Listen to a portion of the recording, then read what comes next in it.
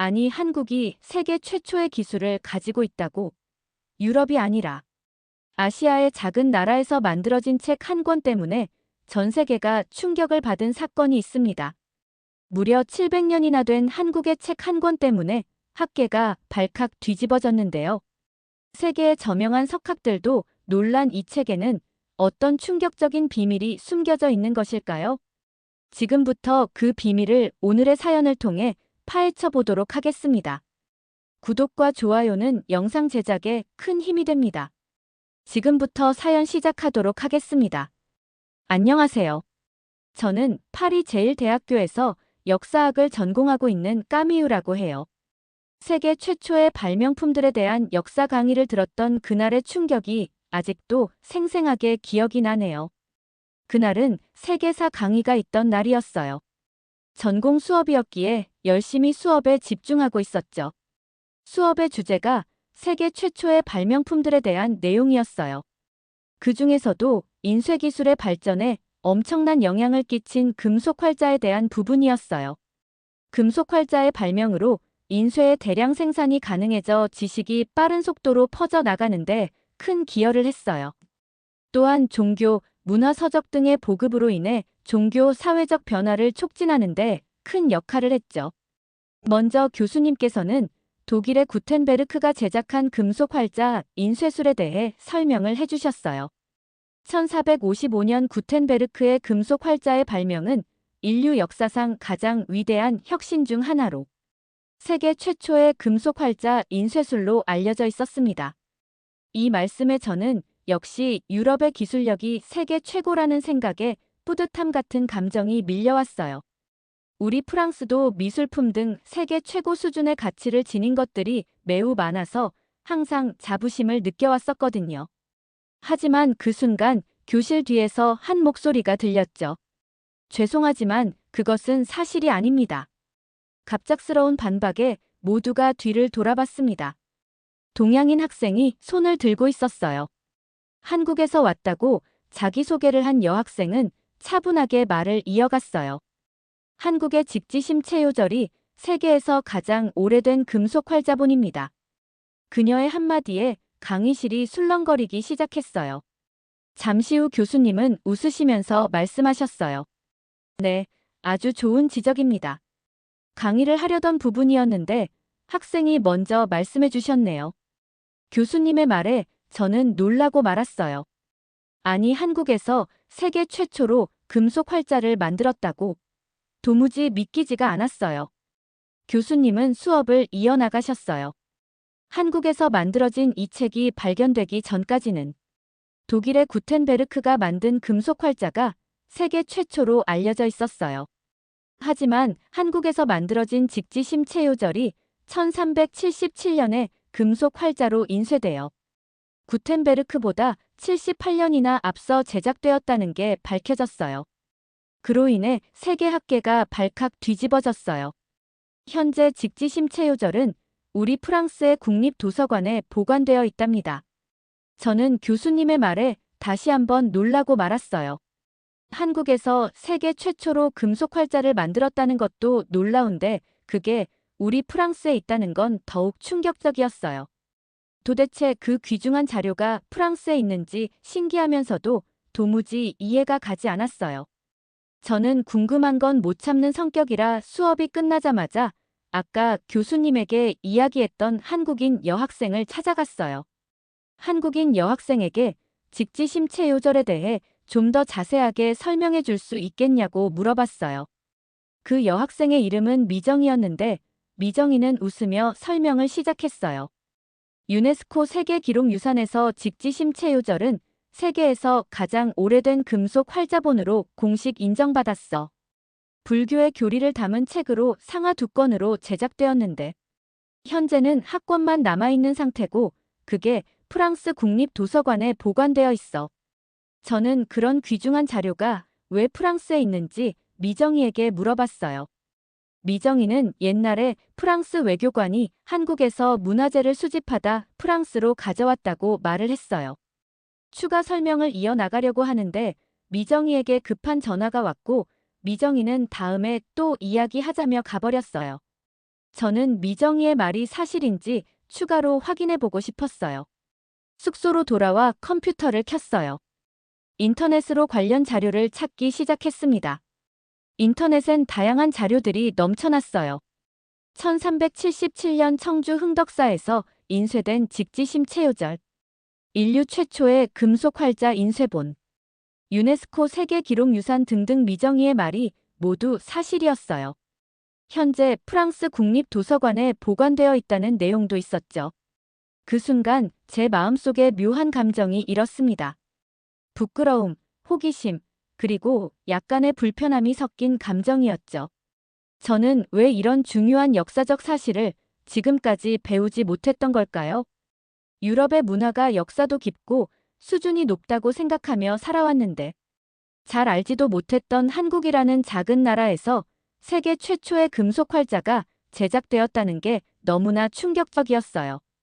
제가 지금까지 믿어온 역사의 한 부분이 무너지는 느낌이었습니다. 다음 날 아침 강의실로 향하는 발걸음이 무거웠어요. 복도에서 우연히 미정과 마주쳤을 때 제 심장이 빨리 뛰기 시작했습니다. 깊은 숨을 들이쉬고 먼저 다가갔죠. 제 자존심을 내려놓기로 결심했으니까요. 저는 미정이에게 다가가 인사를 건넸어요. 미정이는 고개를 돌려 반갑게 저를 바라봤어요.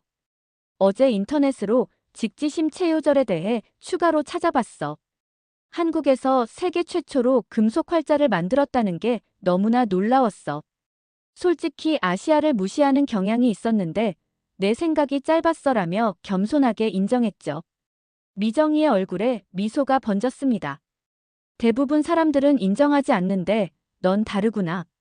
그 말에 오히려 제가 더 부끄러워졌어요. 미정이는 뭔가 생각이 났다는 표정을 지으며 저에게 이번 주에 시간이 있냐고 물어봤어요. 저는 별일은 없는데 왜 그러냐고 물어봤어요. 미정이는 이번 주말에 프랑스 국립도서관에서 직지 특별전이 열리는데 같이 가보자는 것이었어요. 저는 좋은 경험이 될 것 같아 흔쾌히 수락했어요. 미정이와 이야기를 나누면서 한국이라는 나라에 대해 관심이 생기기 시작했어요. 사실 아시아 문화에 대해서는 별다른 관심이 없었기에 한국에 대해서도 잘 몰랐었어요. 주변에선 K-팝을 듣는 친구들도 있었는데 전 별 관심이 없었거든요. 저는 수업이 끝나면 한국의 역사와 문화에 대해 더 많은 정보를 찾아보기 시작했어요. 정보를 찾아볼수록 그동안 제가 얼마나 동아시아 문화에 무지했는지 깨닫게 되었습니다. 사실 미정이가 아니었다면 저는 한국이란 나라에 큰 관심을 가지지 않았을 거예요. 토요일 오후 저는 프랑스 국립도서관 앞에서 미정이를 만났습니다. 건물에 들어서자 곧바로 세계 최초의 금속 활자본인 직지심 체요절 전시 포스터가 눈에 들어왔어요. 미정이와 함께 전시장 안으로 들어갔어요. 미정이는 직지심 체요절은 직지로 줄여 부르기도 해라며 설명을 하기 시작했어요. 정식 명칭은 백운화상 초록 불조직 지심 체요절인데 너무 길잖아. 미정이의 설명에 웃음이 나왔습니다. 전시장에 들어서자 직지의 원본이 우아하게 전시되어 있었어요. 제 눈을 사로잡은 것은 그 정교함이었습니다. 이게 정말 1377년에 만들어진 거야? 믿기 어려울 정도로 선명해. 미정이는 자랑스럽게 설명했어요. 맞아, 한국의 금속 활자 기술은 매우 정교했어. 금속 합금을 이용해 글자를 하나하나 만들어 조합했지. 지금 눈앞에 있는 이 책이 세계에서 유일하게 남아있다는 걸 생각하니 느낌이 이상했어요. 19세기 말 프랑스 외교관이 한국에서 고서와 문화재를 수집하던 중 직지를 프랑스로 가져왔다고 하더라고요. 이후 경매로 앙리 베베르라는 사람에게 넘어갔다가 그 사람의 유언으로 1950년 프랑스 국립도서관에 기증이 되었다고 해요. 저는 미정이에게 이런 중요한 자료가 프랑스에 있으면 한국에서 뭔가 조치를 취하지 않았냐며 물었어요. 제 질문에 미정이의 표정이 진지해졌어요. 시도는 많이 했지만 국제문화재 반환 문제는 복잡하더라고. 프랑스에서는 한국에서 합법적으로 구매해서 프랑스로 가져왔기 때문에 한국에서 소유권을 주장할 수 없다는 입장이야. 여러 가지 복잡한 문제들로 인해 반환이 쉽지 않은 것 같다며 말했어요. 그 말에 묘한 죄책감이 느껴졌습니다. 우리 프랑스 박물관에는 식민지 시절에 가온 다른 나라의 문화재들 아주 많다는 게 떠올랐거든요. 그럼에도 불구하고 적어도 우리는 직지가 세계 최초의 금속 활자본이라는 사실을 알리는 것이 중요하다는 미정희의 말에 깊이 공감했어요. 전시회를 나오면서 머릿속에 수많은 생각이 교차했습니다. 제가 알던 세계사의 지평이 넓어지는 느낌이었죠. 카페에 앉아 차를 마시며 미정희와 대화를 이어갔어요. 우리는 역사, 문화, 서로의 나라에 대해 이야기했습니다. 미정희는 한국에서 교환 학생으로 온 대학원생이었죠. 파리에서의 생활이 만족스럽지만 가끔 고향이 그립다고 했어요. 한국에 대해 더 알고 싶어졌어. 제 말에 미정희의 눈이 반짝였습니다. 말이 나온 김에 한국에 직접 가보는 건 어때? 책에서 보는 것과 직접 경험하는 건 완전히 달라. 그 순간 갑자기 대담한 생각이 떠올랐어요. 이번 여름 방학에 여행 계획이 있었는데 한국으로 가면 좋을 것 같다는 생각이 들었어요. 미정희는 제가 부탁하지도 않았는데 본인이 가이드를 해주겠다며 선뜻 말해주었어요. 저는 미정희의 배려심에 너무 고마웠어요. 내가 진짜 한국을 보여줄게. 꽤 재미있는 경험이 될 거라 확신한다며 미정희가 말했어요. 그렇게 우리의 한국 여행 계획이 시작되었습니다. 다음 몇 주 동안 저는 한국에 대해 더 많이 공부했어요. 하지만 책에서 읽는 것보다 미정희에게 직접 듣는 이야기가 훨씬 생생했죠. 미정희는 한국의 역사, 문화, 음식, 그리고 현대 한국 사회에 대해 열정적으로 설명해 주었습니다. 그리고 마침내 여름 방학이 다가왔어요. 비행기 표를 예매하고 서울에서의 숙소도 준비했습니다. 부모님은 제가 갑자기 한국 여행을 결정한 것에 놀라셨지만 새로운 문화 경험을 응원해 주셨어요. 출발 전날 밤 저는 설렘과 약간의 불안함을 느꼈습니다. 완전히 낯선 세계로 떠나는 거니까요. 하지만 미정희와 함께라는 사실이 큰 위안이 되었죠. 그리고 무엇보다 저는 직지의 고향을 직접 보고 싶었습니다. 제가 알던 역사의 패러다임을 바꾼 그 책이 탄생한 나라를 말이에요. 인천국제공항에 발을 내딛는 순간 새로운 세계에 들어온 느낌이 들었습니다. 거대하고 현대적인 공항은 제가 상상했던 아시아의 모습과는 너무나 달랐어요. 우와, 여기가 정말 아시아야? 생각했던 것보다 너무 크고 멋지잖아. 제 감탄에 미정희는 자랑스러운 표정을 지었습니다. 인천공항은 세계 최고의 공항 중 하나로 매년 선정되고 있어. 한국에 여행 온 모두가 인천공항을 보면 놀라곤 해. 미정희가 공항 라운지에서 커피를 사주며 웃었죠. 우리는 커피잔을 부딪히며 한국 여행의 시작을 축하했습니다. 공항에서 서울까지는 공항철도를 타고 이동했어요. 창 밖으로 보이는 풍경이 점점 도시화되면서 저는 눈을 떼지 못했습니다. 또한 거대한 한강은 프랑스에선 볼 수 없는 규모였고 강 주변으로 펼쳐진 멋진 건물들은 너무도 멋져 보였어요. 솔직히 말해서 한국이 이렇게 현대적인 국가인 줄 몰랐어. 더 전통적인 풍경을 기대했는데 제 솔직한 고백에 미정희는 고개를 끄덕였어요. 많은 외국인들이 그렇게 생각해하지만 한국은 놀라울 정도로 빠르게 발전했어. 70년 전만 해도 전쟁의 폐허였던 나라가 이렇게 짧은 시간 동안 놀랍게 변했다니까. 서울 중심부에 있는 호텔에 체크인한 후 저는 창 밖으로 펼쳐진 서울의 야경에 감탄했습니다. 빛나는 네온 사인과 끝없이 이어지는 불빛이 마치 별자리처럼 아름다웠어요. 오늘은 간단히 주변을 둘러보고 내일부터 본격적인 관광을 시작하자는 미정희의 제안에 저는 기꺼이 동의했습니다. 첫날 저녁 우리는 호텔 근처의 작은 식당에 들어갔어요. 식당을 들어서자마자 맛있는 냄새가 코를 자극했어요. 저희는 비빔밥과 된장찌개를 주문했어요.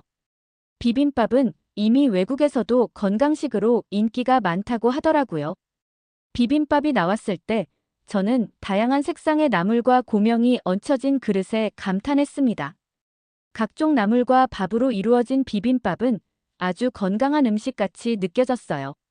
미정이는 웃으며 비빔밥을 어떻게 먹는지 설명해 주었어요. 고추장을 넣고 쓱쓱 비벼 먹는 거야.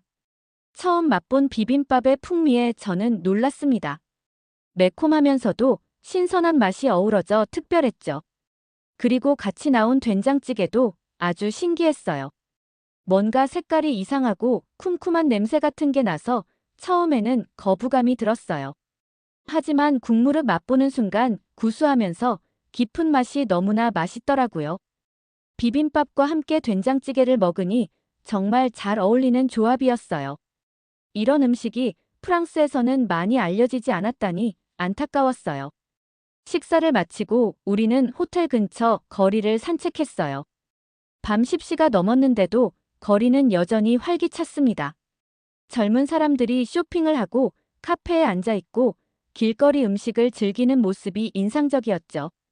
프랑스도 밤 문화가 있지만 큰 도시 말고는 위험해서 저녁 늦게는 잘 돌아다니지 않아요. 하지만 한국은 늦은 시간임에도 불구하고 매우 활기차 보였어요. 미정이는 한국은 치안이 아주 좋은 편이어서 저녁에도 안전한 편이라고 하더라고요. 여성이 안심하고 저녁에 돌아다닐 수 있다는 게 너무 대단하고 신기했어요. 호텔로 돌아오는 길에 저는 내일의 여행 계획을 이야기하며 기대에 부풀었어요. 미정이는 첫날은 경복궁과 인사동 같은 전통 명소를 방문하고 이후에는 현대적인 서울도 경험하게 해주겠다고 했죠. 침대에 누워 오늘의 경험을 되새기며 생각했습니다. 이미 한국은 제 예상을 뛰어넘고 있었어요. 앞으로 어떤 모습을 더 보여줄까요? 그날 밤 저는 설렘으로 쉽게 잠들지 못했어요. 다음 날 아침 상쾌한 기분으로 일어났습니다. 호텔에서 한식으로 된 조식을 먹었어요. 프랑스에 있을 때는 빵을 주로 아침 식사로 먹었는데 한국인들은 갓 지은 밥, 미역국, 김치, 여러 가지 반찬들을 곁들여 먹더라고요. 아침부터 너무 부담되는 게 아닌가 하는 생각이 들었지만 의외로 든든하고 좋았어요. 미정이가 한국인들은 밥심으로 산다는 말이 있다며 이야기해 주던데 그 이유를 알 것 같았어요. 경복궁으로 향하는 길 미정이는 서울의 역사에 대해 이야기해 주었습니다. 서울은 600년 이상의 역사를 가진 도시야 조선 왕조의 수도였지. 경복궁에 도착하자 웅장한 궁궐 건축의 모습에 입이 다물어지지 않았어요. 와, 이런 곳이 현대 도시 한가운데 있다니 너무 신기했어요. 한국의 전통 건축물은 유럽에선 볼 수 없는 형태였는데 너무 아름다워 보였어요.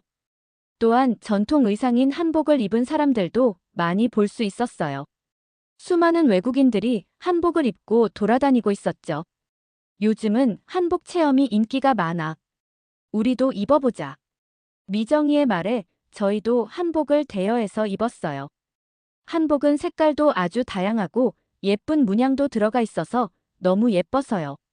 한복을 입고 둘러본 경복궁의 넓은 뜰과 화려한 단청, 정교한 목조 건축물들은 매우 인상적이었습니다.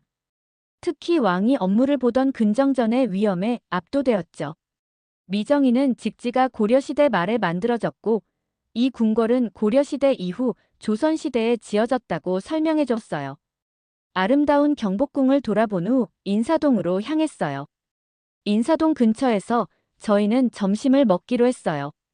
저는 미정이에게 점심 메뉴를 물어봤어요. 미정이는 순대국밥을 먹으러 가자고 했어요. 한국인들은 국밥을 즐겨 먹는데 종류가 아주 다양하다고 했어요. 그 중에서도 서울에서는 순대국밥을 많이 먹는다고 하더라고요. 저는 순대라는 걸 처음 들어봐서 어떤 음식이 나올지 궁금증이 생기기 시작했어요. 식당에 들어가자 많은 사람들이 검은 그릇에 담긴 국물을 먹고 있었어요. 자리에 앉자마자 저는 미정이에게 저 희한하게 생긴 그릇은 뭐냐고 물어봤어요. 미정이는 한국에서 전통적으로 사용하던 뚝배기 그릇이라고 했어요. 도자기로 만든 그릇으로 국이 따뜻한 상태로 오래 유지해주고 미세한 구멍이 있어 발효를 돕고 부패를 억제하는 기능이 있다고 설명해줬어요. 한국인들의 지혜가 담긴 전통 그릇이었어요. 잠시 후 주문한 순대국밥과 모듬 수육이 나왔어요. 저는 순대의 모습을 보며 깜짝 놀랐어요. 시커멓고 면면 같은 게 튀어나온 모습이 너무 이상해 보였어요.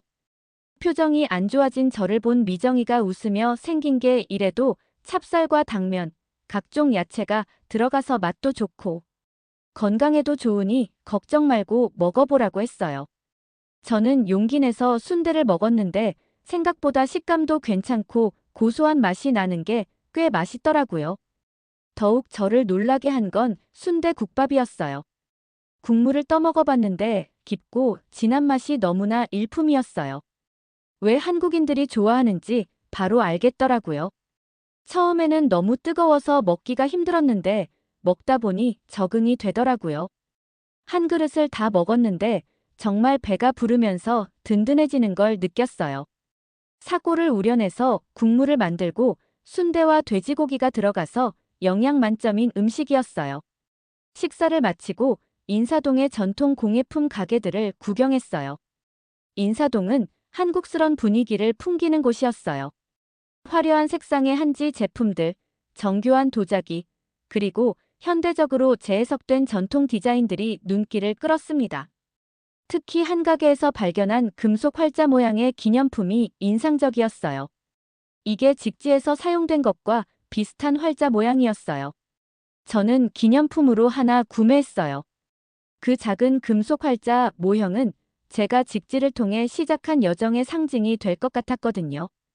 인사동을 둘러보다 다음 행선지인 북촌 한옥마을로 향했습니다. 현대적인 고층 빌딩 사이에 전통 가옥들이 보존된 모습이 인상적이었어요. 이런 전통 가옥에서 사람들이 실제로 살고 있는 거야? 미정이는 설명해 주었습니다. 일부는 실제 주거용이고 일부는 전통 티하우스나 갤러리로 운영되고 있어. 한국은 전통과 현대가 공존하는 나라야. 한옥 내부를 관람하면서 전통 가옥의 지혜로운 설계에 감탄했어요. 여름에는 시원하고 겨울에는 따뜻하게 설계되어 있네. 자연과 조화를 이루는 건축이야. 프랑스도 오래된 건축물들이 아주 많아요. 예술의 나라라는 명성에 걸맞다고 생각해요. 한국의 전통 건축물은 목조 형태라서 현대적인 건물들과는 너무도 다른 느낌이었어요.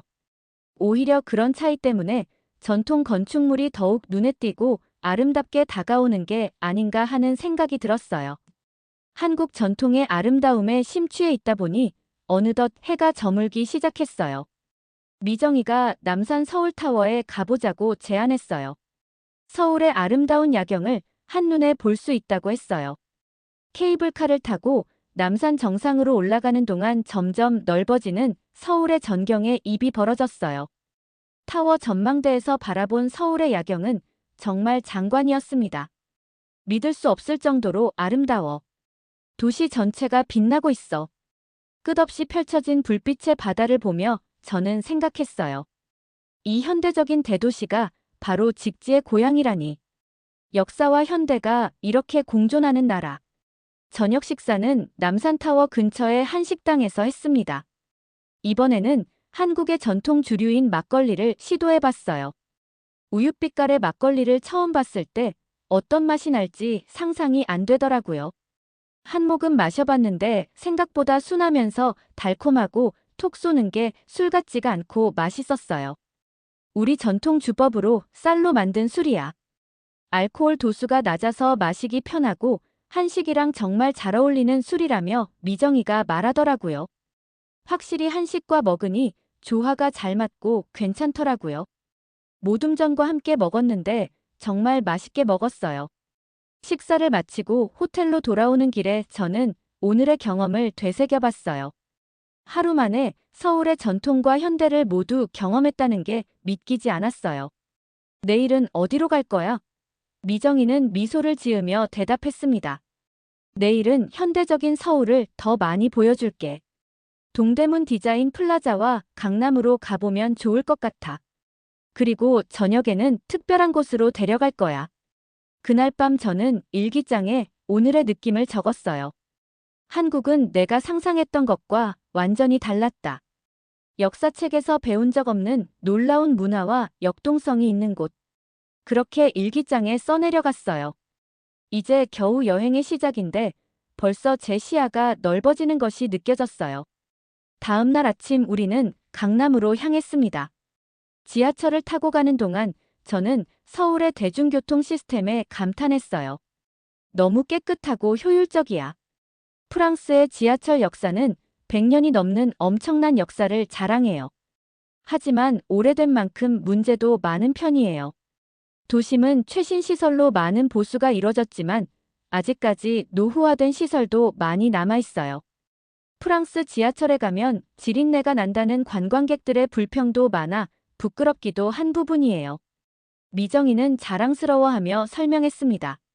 서울 지하철은 역사는 길지 않지만 세계에서 가장 발달된 시스템 중 하나야. 와이파이도 잘 터지고 환승 시스템도 편리하지. 강남에 도착하자 고층 빌딩들과 세련된 쇼핑몰들이 시선을 사로잡았어요. 여기가 바로 싸이의 강남 스타일에 나오는 그 강남이구나. 미정이는 웃으며 고개를 끄덕였습니다. 맞아, 한국의 경제 발전을 상징하는 곳이기도 해. 불과 50년 전만 해도 이곳은 논밭이었어. 저는 믿기지 않았어요. 50년 만에 이렇게 급성장한다는 게 세계사적으로도 유례를 찾아보기 힘든 부분이었어요. 미정이는 진지한 표정으로 대답했습니다. 한국의 경제 발전은 한강의 기적이라고 불려. 한국 전쟁 후 폐허에서 세계 10위권의 경제 강국으로 성장했거든. 그 말을 들으며 저는 한국의 역사에 대한 새로운 존경심을 느꼈어요.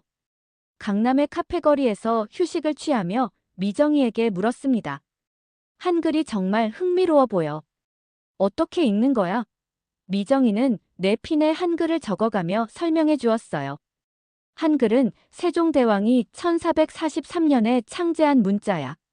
그 이전에는 한자를 사용했는데 배우기가 어려워 일반 백성들은 글을 쓸 줄 몰랐어. 세종대왕님이 백성들도 쉽게 쓸 수 있는 글을 연구하셔서 만들어낸 게 한글이야. 발음 방식에 따라 과학적으로 디자인된 문자야. 저는 눈을 동그랗게 떴습니다. 1443년이면 직지보다도 나중에 만들어진 거네. 미정이는 고개를 끄덕였어요. 맞아. 직지는 한자로 쓰여 있어. 잠시 후 미정이가 제 이름을 한글로 적어주었습니다. 자, 이게 까미유 너의 이름을 한글로 쓴 거야. 저는 신기한 마음으로 한글을 따라 써보았어요. 정말 논리적인 시스템이네. 배우기 쉬울 것 같아. 한글의 매력에 잠시 심취해 있다가 오후 일정을 시작했어요. 오후에 우리는 동대문 디자인 플라자를 방문했습니다. DDP라고 불리는 이곳은 우주선같이 생긴 미래적인 디자인의 건물이었어요. 이 건물은 자하디드라는 세계적인 건축가가 설계한 거야. 한국의 디자인과 패션 산업의 중심지야. 내부의 전시와 패션 매장들을 둘러보면서 저는 한국의 창의성과 혁신에 또 한 번 놀랐습니다. 한국은 정말 다양한 면모를 가진 나라구나. 전통과 최첨단이 공존하는 모습이 매력적이야. 서울에서의 셋째 날 미정이는 저를 광장시장으로 데려갔습니다. 여기는 서울에서 가장 오래된 전통시장 중 하나야.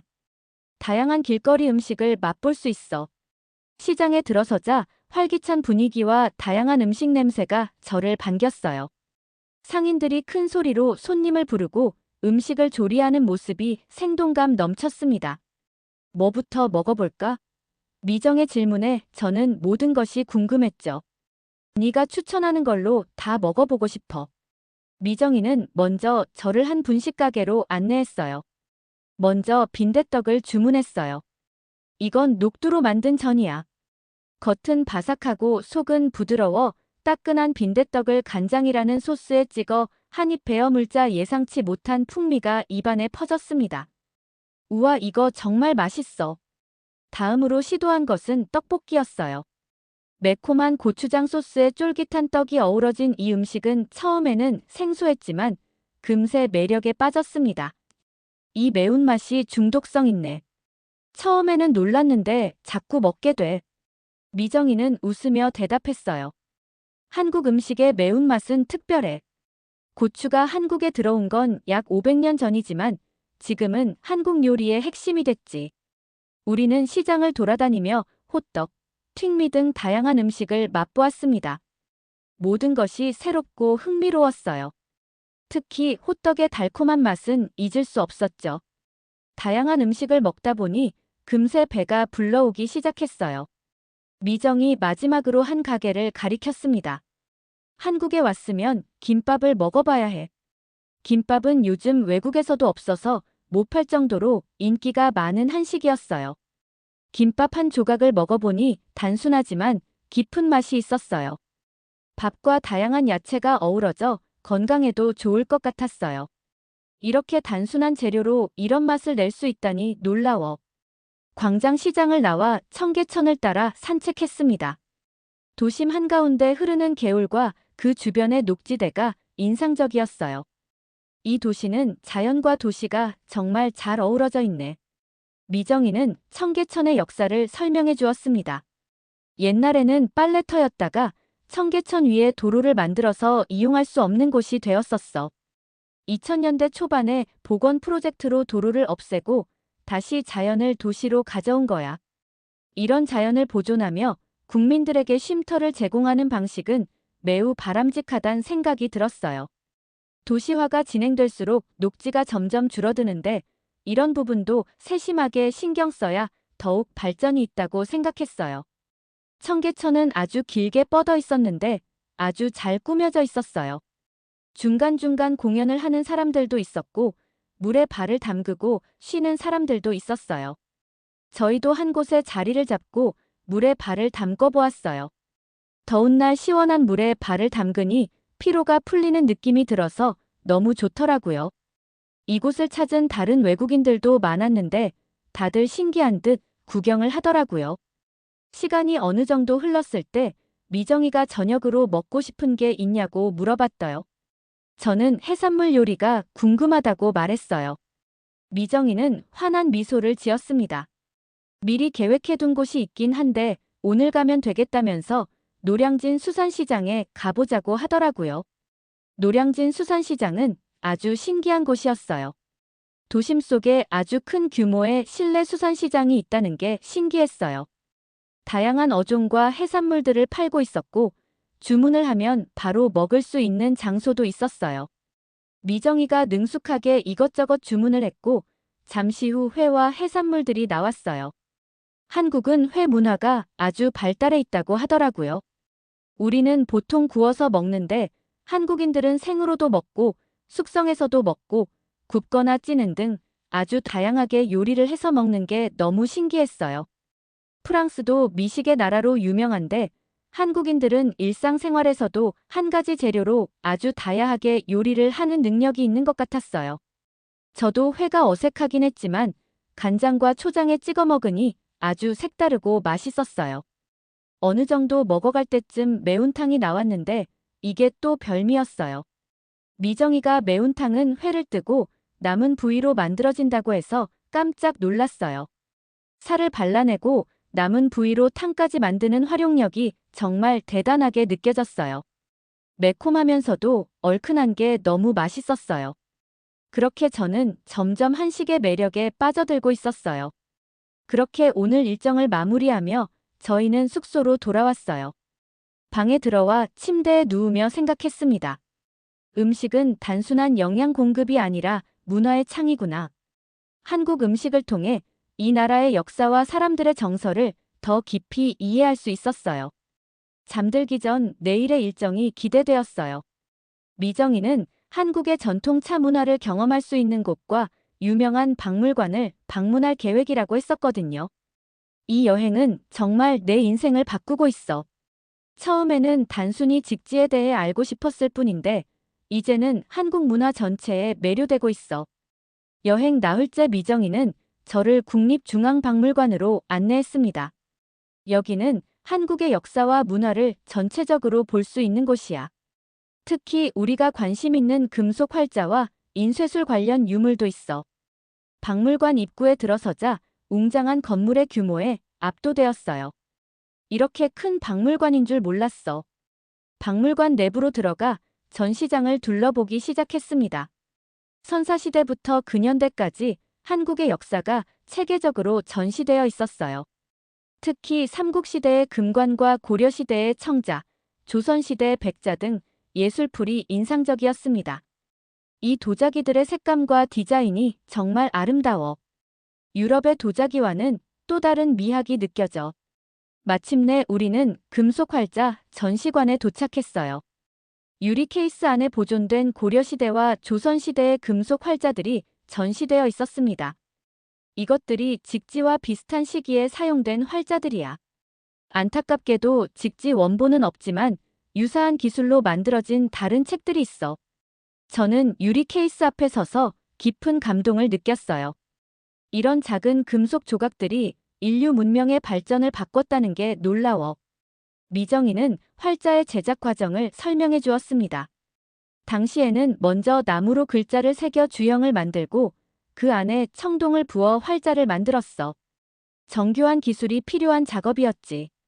박물관을 나와 우리는 인접한 한옥 찻집으로 향했어요. 이제 한국의 전통차 문화를 경험해보자. 안으로 들어가자. 은은한 차 향기와 고요한 분위기가 저를 반겼습니다. 우리는 대추차와 전통 다과를 주문했어요. 이런 차 마시는 문화가 있었구나. 미정이는 한국의 차 문화에 대해 설명해 주었습니다. 한국에서 차는 단순한 음료가 아니라 명상과 사색의 도구이기도 해. 불교의 영향을 많이 받았지. 다과로 나온 한과의 섬세한 맛과 향이 인상적이었어요. 이 과자들은 너무 아름다워서 먹기 아까울 정도야.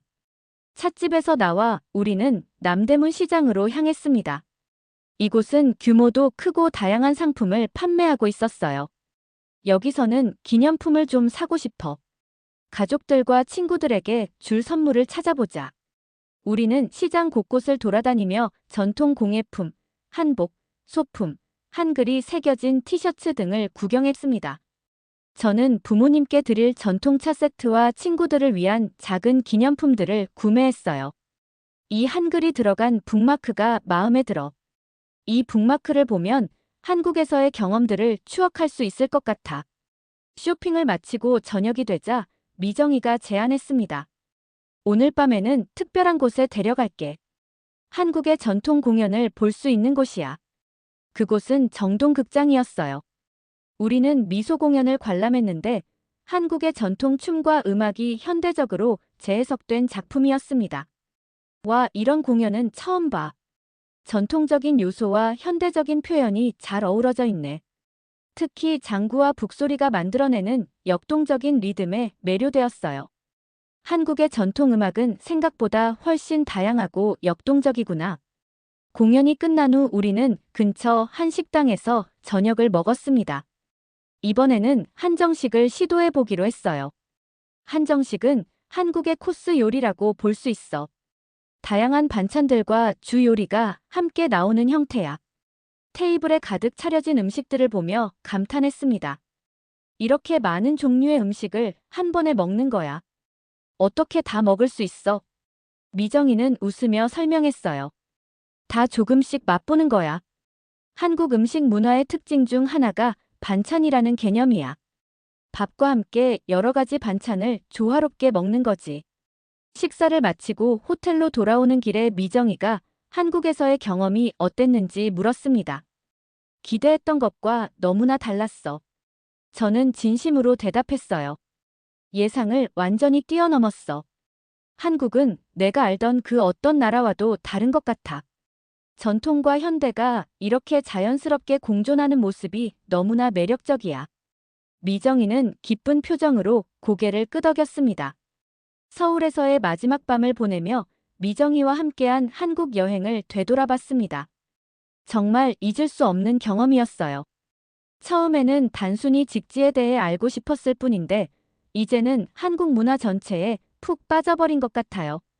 한국의 깨끗하고 발전된 시민의식, 맛있고 다양한 음식들이 떠올랐어요. 한국은 정말 다양한 콘텐츠가 존재하는 나라인 것 같아요. 누구나 한국에 온다면 한국의 매력에 푹 빠질 수밖에 없을 거란 생각이 들었어요. 그렇게 한국에서의 마지막 밤이 지나고 프랑스로 복귀할 날이 되었어요. 미정이는 한국에 온 김에 남은 방학 동안 가족들과 시간을 보내다 프랑스로 복귀하기로 했어요. 그래도 미정이가 저를 공항까지 바래다 주었어요. 공항 카페에 앉아 잠시 이야기를 나누었어요. 프랑스로 돌아가면 뭐가 제일 그리울 것 같아? 미정의 질문에 저는 잠시 생각했습니다. 음식, 사람들의 친절함, 그리고 이 도시의 에너지가 그리울 것 같아. 하지만 무엇보다도 한국이 내게 가르쳐준 새로운 시각이 가장 소중할 것 같아. 이야기를 나누며 저는 미정에게 마음속 깊은 생각을 털어놓았어요. 사실 이번 여행은 내 인생을 바꿨어. 단순히 관광이 아니라 내 세계관이 완전히 바뀌었거든. 유럽 중심적인 시각에서 벗어나 더 넓은 세계를 보게 되었어.